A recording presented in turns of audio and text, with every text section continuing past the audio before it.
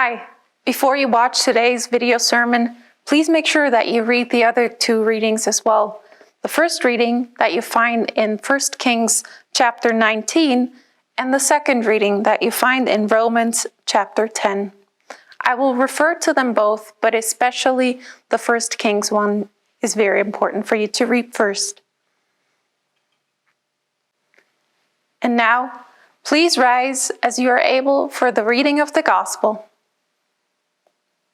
The Holy Gospel according to the 14th chapter of Matthew.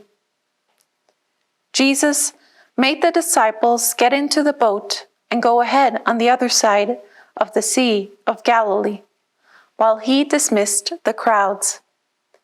And after he had dismissed the crowds, he went up the mountain by himself to pray. When evening came, he was there alone. But by this time the boat, battered by the waves, was far from the land, for the wind was against them. And early in the morning he came walking towards them on the sea. But when the disciples saw him walking on the sea, they were terrified, saying, "It is a ghost!" And they cried out in fear. But immediately Jesus spoke to them and said, "Take heart, it is I, do not be afraid." Peter answered him, "Lord, if it is you, command me to come to you on the water." Jesus said, "Come." So Peter got out of the boat, started walking on the water, and came toward Jesus. But when Peter noticed the strong wind, he became frightened, and beginning to sink, he cried out, "Lord, save me." Jesus immediately reached out his hand and caught him, saying to him, "You of little faith, why did you doubt?" When they got into the boat, the wind ceased, and those in the boat worshipped him, saying, "Truly, you are the Son of God." The Gospel of the Lord. Please be seated. Hello, everyone of the Graceful Hills Parish. We are glad to provide you with the video sermon today, and thank you for watching. We have great lessons for today. I was moved by the first reading and the Gospel in my preparation for this sermon. The stories of Elijah and the story of Peter have a lot of things in common. They talk about fears and hope, and both of them talk about loneliness. Now, maybe you are always able to balance work and your life roles, other life roles. Maybe you are never afraid. Maybe you never ask if there is more to life. Maybe you never feel lonely or want to experience more with Jesus. If that is the case for you, then you can watch the sermon to learn what God has to say to the ones who do have fears, need hope, and feel lonely sometimes. So everyone else who does feel like Elijah or Peter sometimes can get into the boat. You and I sit in the boat as Elijah, Peter, and the other disciples. With them, we experience and learn how important it is to take a break sometimes, or how scary storms can be, and how much courage new beginnings need. We will be rescued from the storms, and we will feel the courage to trust God. The how? We can learn from Elijah and the disciples. So let us have a closer look at the 1 Kings text. We find Elijah in a cave alone and disappointed. Before today's text, Elijah has been on a victory tour. People have been calling his name and celebrated his epic accomplishments. At Elijah's command, God had rained down fire at Mount Carmel, so intense that it burned wet wood. Elijah knew God was with him, and he felt like a hero. But the rulers who worship a different God are out to get Elijah now, and he is running and fearing for his life. This is where we find him. After public victory, he struggles privately. His success did not mean the end of challenges in his ministry. No matter how anointed you are, no matter how appointed you are still human, and everybody around you is still human. So Elijah declares defeated, "I alone am left." He lost his faith and trust that nothing can hurt him, and he feels disappointed. But now, having run away, hiding, and being discouraged, God finds him. And God is putting on quite the show for Elijah. After announcing that God is about to pass by the edge of the mountain, Elijah waits. At first, it is a very strong wind that seemingly announces God's arrival. But God is not in the wind.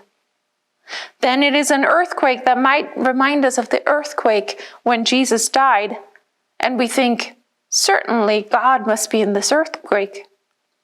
But God is not, yet again. Then a fire comes, and God is not in that fire either. Until there is silence. And Elijah knows, feels, this is it. God is here. And Elijah comes out of the cave. We could talk about what God told Elijah next, but honestly, I think for you and I, the lesson in the text has already been said. The text teaches us that after all the most amazing rules of physics defying victories, Elijah might have had to learn to find God in the silence. Yes, God was in the fire that burned the wet wood, but God comes in the silence. It is described as a sound because Elijah can feel it. He knows this is it. In this silence, I will find God. I had said at the beginning how the stories talk to you if you're maybe not always able to balance your work and other life roles. If you get afraid or wonder if there's more to life, or feel lonely, or want to experience more with Jesus. Elijah's story with God teaches us now how we can be successful for a long time and still have moments where we fail and do become burned out, afraid, lonely, and in need of God. And Elijah might feel disappointed in God, but I believe he is meant to feel that way. Because God uses this disappointment to mature Elijah. Often disappointment reveals our character, who we really are. We do not necessarily grow in our times of success, but in the moments where we struggle. I had to learn this lesson in my life too. When I was a teenager, I was a strong and fit teenager and I loved sports. I still liked to push myself physically, but until I was about 20 years old, I thought I was invincible. I would jump from the highest cliffs at the lake. I ran a marathon. I scuba dived deeper than I was certified for. And I skied faster than was safe. Which brings me to the day I learned I was not invincible. At about 20 years old, I was a leader in the church's yearly skiing camp. I, of course, led the wildest group with the most skilled skiers. We went over bumps and skied through the woods, which you're actually not supposed to do, but it is a lot of fun. Then there was the slope, a slope with bumps and obstacles, and I thought I would show off to the group how fast I could ski down that slope. It went well for a while, but the slope was too long and I could not keep up with going over the bumps at the speed I had. And I fell hard. I fell hard and hurt my knee. I could not stand on it anymore, and they had to bring me down on a sled. I walked on crutches for 3 months until I was able to stand on that knee again. It's still not 100% again, but I didn't need surgery and I can use it normally again. Why I'm telling you this is because I deeply believe that God was using this accident to mature me. I learned that I'm not invincible and I need to slow down before I get seriously hurt. And I need to learn humility. God was protecting my future self by letting me fall. And God taught me humility because you bet I was praying a lot after that accident and during my recovery. Often, disappointment reveals our character, who we really are. Because in those moments, God finds us. In his loneliness and disappointment, Elijah hears God in the silence after a long time of deafening crowds and his victories. In the moments where you are scared, burned out, lonely, or disappointed, in those moments, God finds you.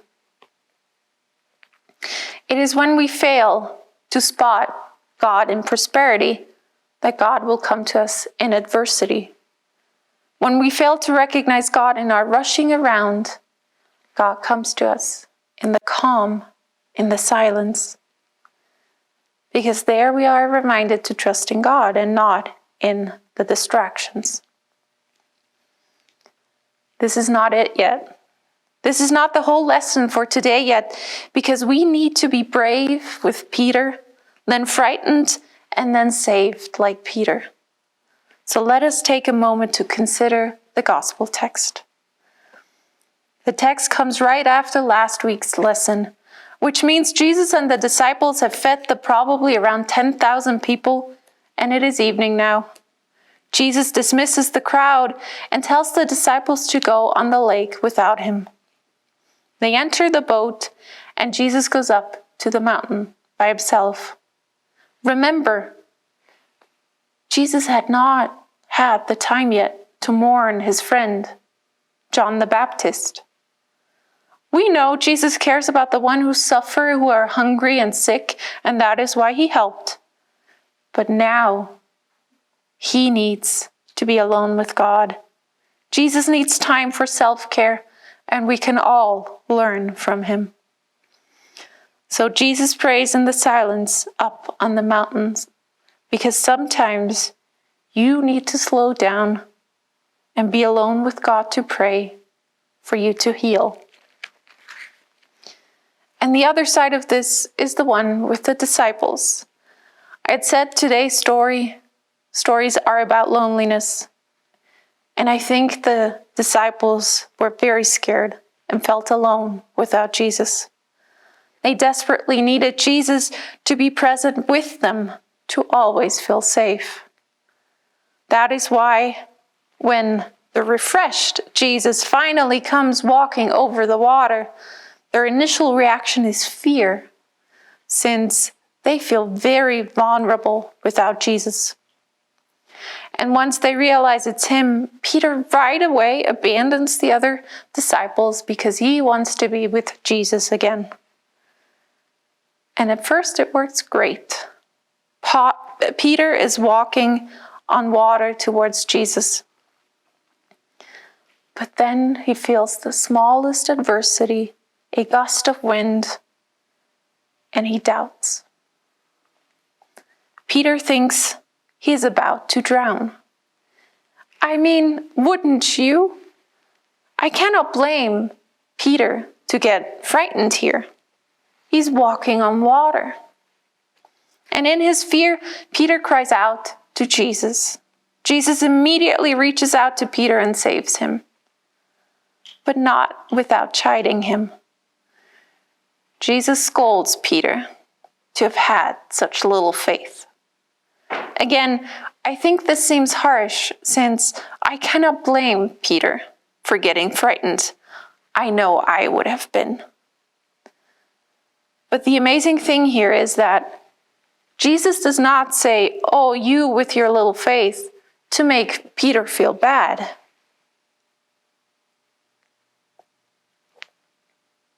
Jesus says it so he can offer forgiveness.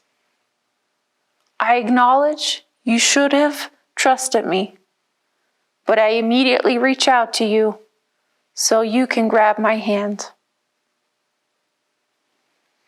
God does not let you drown when you have shown little faith and desperately cry out to Jesus, because it is in those moments where God will find you, offer you forgiveness, and save you.